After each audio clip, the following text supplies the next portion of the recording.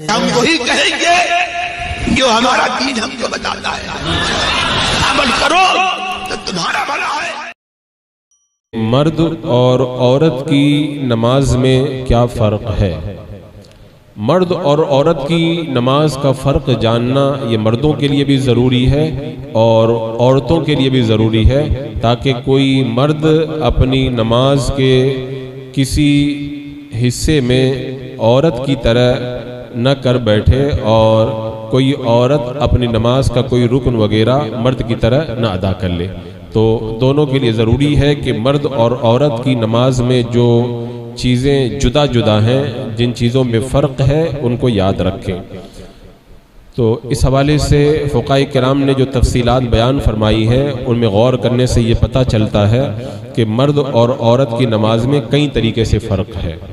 सबसे पहले तकबीर तहरीमा, यानी नमाज शुरू करते वक्त में अल्लाह अकबर कह कर के जो हाथ बांधे जाते हैं, तकबीर तहरीमा कही जाती है। इसमें भी फ़र्क है।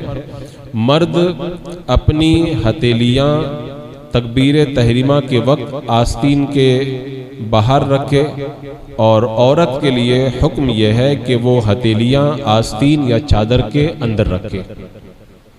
दूसरा फ़र्क यह है कि मर्द दोनों हाथ कानों तक उठाए और औरत दोनों हाथ सिर्फ मूंडों तक उठाए, कानों तक न उठाए।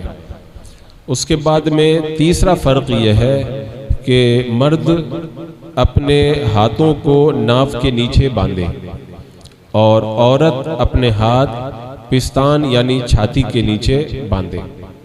चौथा फ़र्क यह है कि मर्द जब नाफ के नीचे अपने हाथ बांधे तो दाएं हाथ की हथेली बाएं हाथ की हथेली के जोड़ पर रखे और छंगुलियां और अंगूठा कलाई के अगल बगल में रखे और बीच की उंगलियां बाएं हाथ की कलाई की पुष्ट पर रखे। यानी ये जो जोड़ है इस पर हथेली रखे और ये 3 उंगलियां ये ऊपर रखे और 2 उंगलियां ये दाएं बाएं अगल बगल रहे। ये मर्द के लिए हुक्म है। और औरत के लिए हुक्म यह है कि बाएं हाथ की हथेली को पिस्तान के नीचे रखे और दाएं हाथ की हथेली उसकी पुष्ट पर रखे। फ़र्क समझे कि मर्द तो 3 उंगलियां ऊपर रखता है और 2 उंगलियां दाएं बाएं करता है, हाथ की हथेली के जोड़ पर जो है वो अपनी दाएं हाथ की हथेली बाएं हाथ की हथेली के ऊपर रखता, जोड़ पर रखता है। लेकिन औरत के लिए ऐसा हुक्म नहीं है। औरत सिर्फ बाएं हाथ की हथेली को पिस्तान के नीचे रख दे और दाएं हाथ की हथेली उसके पुष्ट के ऊपर ऐसे रख दे। तो ये चौथा फ़र्क है। पांचवा फ़र्क यह है कि रुकू में मर्द पूरा झुके, इस तरह के पीठ खूब बिछाए कि अगर पानी का प्याला पीठ पर रख दिया जाए तो ठहर जाए, और औरत इतना झुके कि हाथ घुटनों तक पहुंच जाए। यानी मर्द की तरह पूरी न झुके बल्कि इतना झुके कि हाथ घुटनों तक पहुंच जाए।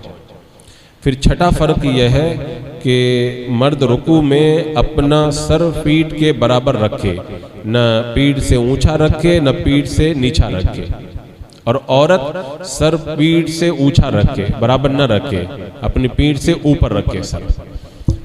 और सातवां फ़र्क यह है कि रुकू में मर्द हाथ पर टेक लगाए, यानी घुटनों को हाथ से पकड़ ले, घुटनों को हाथ से पकड़ ले, और औरत हाथ को घुटनों पर रख के घुटने पकड़े नहीं, घुटनों पर जोर न दे। तो ये एक और फ़र्क है इन दोनों के दरमियान। आठवां फ़र्क यह है कि मर्द रुकू में घुटनों पर हाथ रखे तो उंगलियां खूब खुली हुई हों, उंगलियां खुली हुई रखे, कुशादा रखे, और औरत उंगलियां खुली हुई न रखे। रुकू में औरत जब अपना हाथ घुटनों पर रखे तो उंगलियां खुली न हो बल्कि आपस में मिली हुई हो। नौवां फ़र्क यह है कि मर्द रुकू में टांगे न झुकाए बल्कि टांगे बिल्कुल सीधी रखे, और औरत रुकू में टांगे झुकी हुई रखे, बिल्कुल मर्दों की तरह सीधी न रखे। फिर 10वां फ़र्क ये है कि मर्द जब सजदा करे तो फैल कर कुशादा होकर के सजदा करे, और औरत सजदा करे तो सिमट करके सजदा करे, क्योंकि औरत के लिए पर्दे का हुक्म है, तो वो सिमट करके सजदा करे।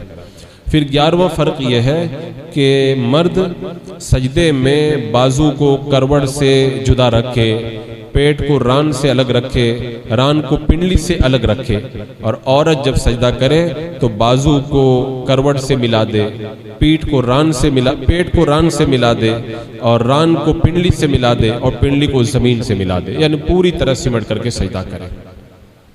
फिर 12वां फ़र्क यह है कि सजदे में मर्द कलाइयाँ और कोहनियाँ ज़मीन पर न बिछाए, बल्कि हथेली ज़मीन पर रख कर कलाइयाँ और कोहनियाँ ऊपर उठाए रखे, ज़मीन पर हाथ न बिछाए।